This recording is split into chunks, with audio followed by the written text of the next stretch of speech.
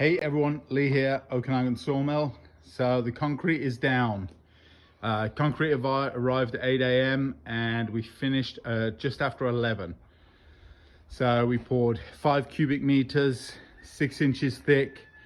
It is 32 MPa and double fiber. So it should be strong enough. And then we obviously did the rounded edges and then did a brush finish for it. So very happy with how it's turned out. I just got to sprinkle a bit of water on it later today and probably tomorrow just to keep it from drying out too quick. But yeah, that's it. Thanks for watching, and yeah, we'll catch you on the next one.